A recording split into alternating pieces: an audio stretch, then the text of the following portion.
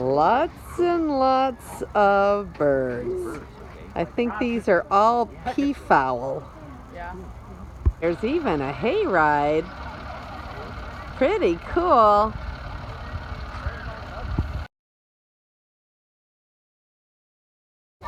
Look at the little goat. Isn't that precious? Such a little goat. He's gonna pee on you. Oh, that is really, really neat. Uriah, did you pick up one? No. I know. Y'all get a picture. I'm just getting a little video. Look at Ruth holding the goat, Sim. Got it?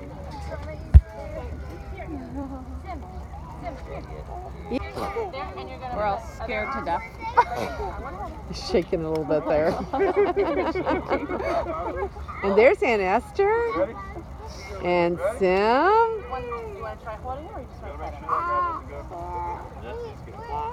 Alright, got other people trying to get in, Ruth. And Yes, I hope that goat has not had too much liquid lately. You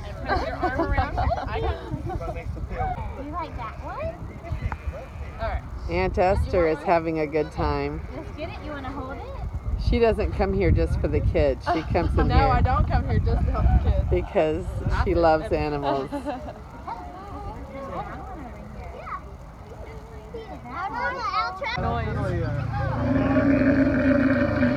And that is what the camel says.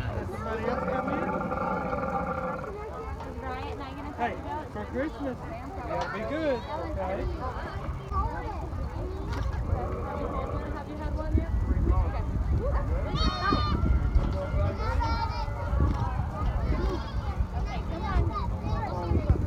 Listen to that noise.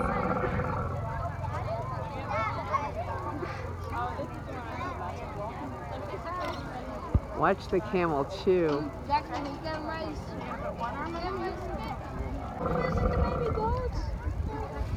You're gonna be one more time, buddy. Come on, I'm gonna get you.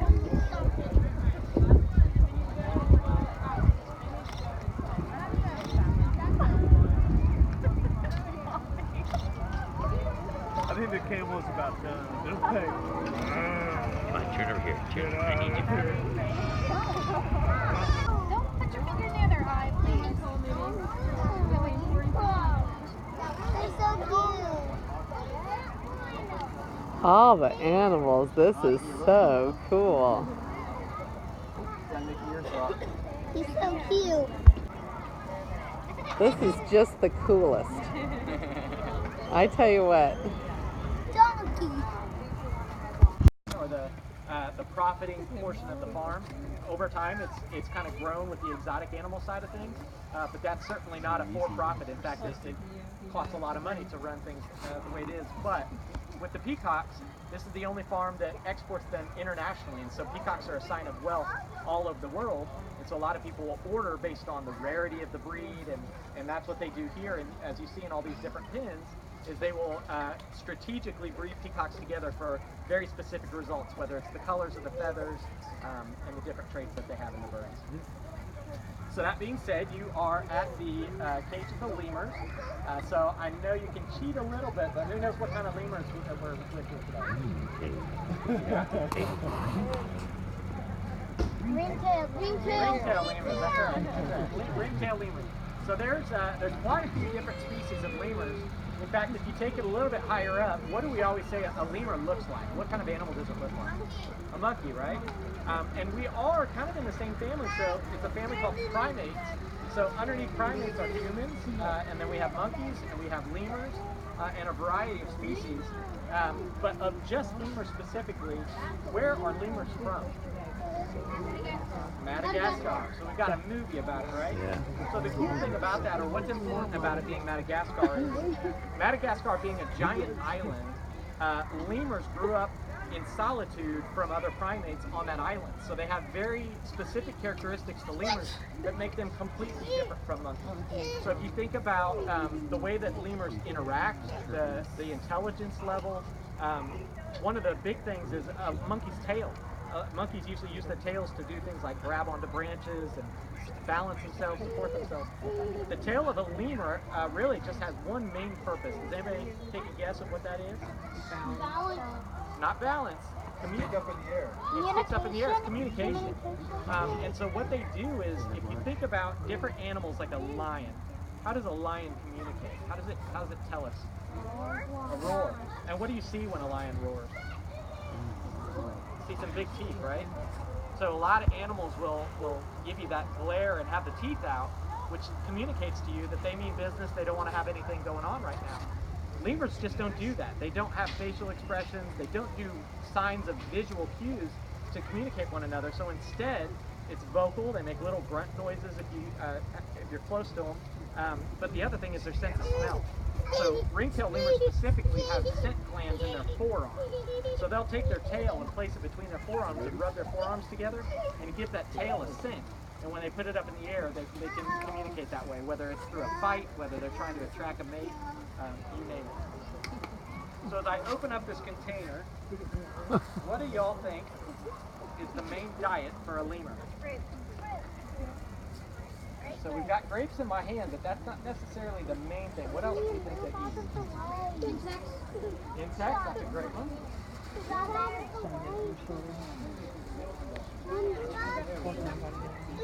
So strawberries, so we've got fruit. So really, they're called opportunistic eaters. So they're not real picky. They'll eat bugs, they'll eat little rodents, lizards, they'll eat plants and fruit-bearing plants and that type of thing. So really, whatever they need or whatever is available to eat, they'll eat it. The reason for that is Madagascar has a very, very wide variety of climates. So this goes from super, super cold and not having much life on the island to very warm where things flourish.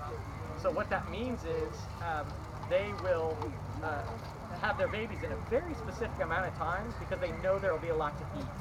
Whereas they have to be real careful about during the winter time because they have to conserve their energy. There's not a lot to eat, and so they're real specific about that. Now, that's where the sad part comes into play.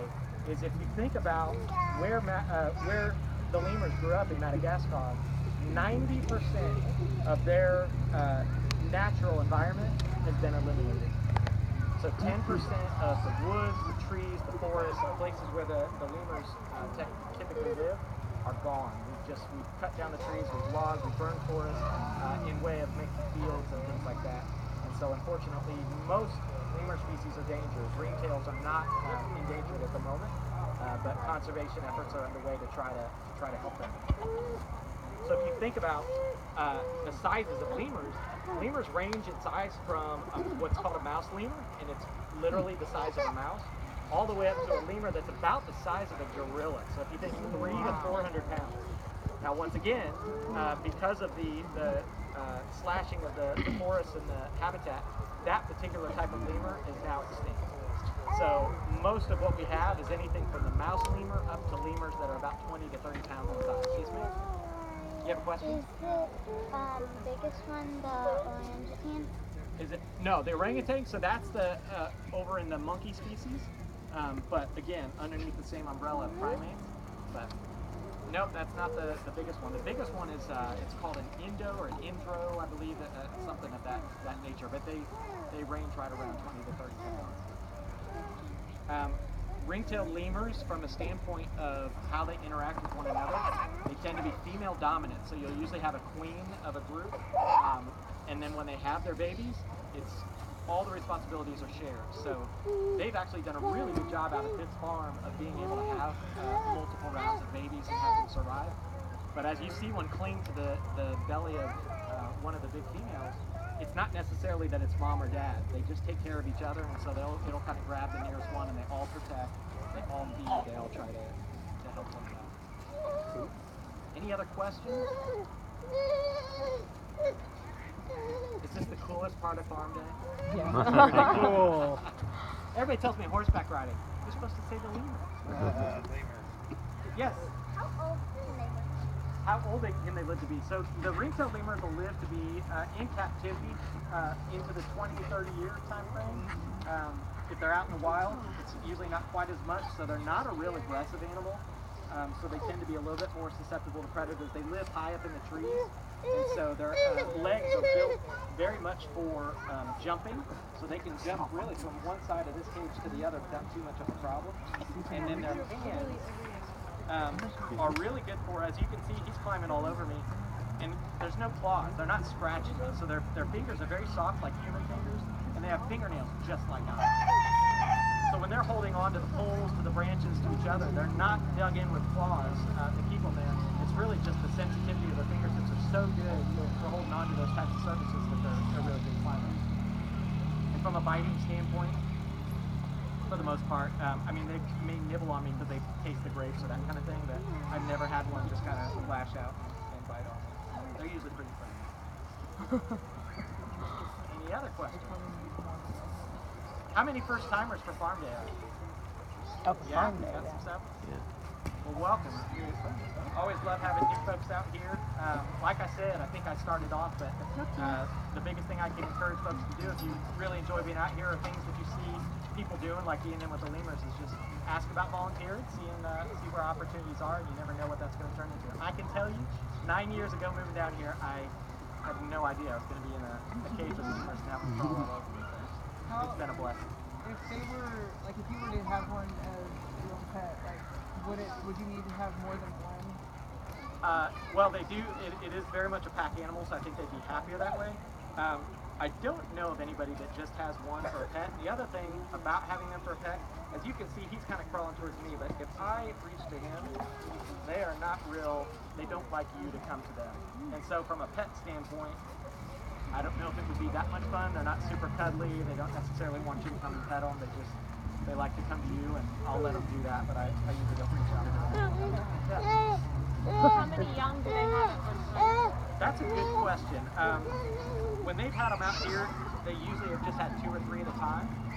I don't know if they have litters that are bigger than that.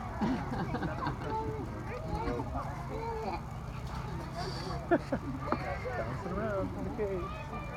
We typically, this is a fairly good climate for them. They've got a heat lamp up in the box, but you'll see, I mean, in times where it's colder, lemurs are often noted for the way they'll just kind of open up their chest and put their arms out and just let the sun soak in, because they're really good about slowing their metabolism down so that they conserve energy. They don't need as much food to eat, and that way they just absorb that energy from the sun and helps them kind of survive.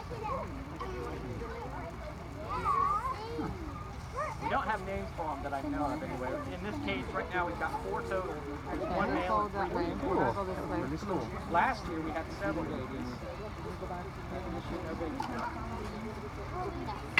Well, I welcome you all to Farm Day. I appreciate you coming back for the final presentation of the day. I've been practicing all day long, so hopefully that was a good one. The others got the kinks worked out. All right, well, take care. Thank you. After we did this one thing, that represents sin, okay? The darkness sins. And with that sin, we cannot have any relationship with God. Now, God had to create a plan, and God did. Perfect plan. And that was through sending His Son, Jesus Christ, to us and to die on the cross. And the third represents the blood of Christ, right? And it's only through the blood of Christ that we can get that relationship back.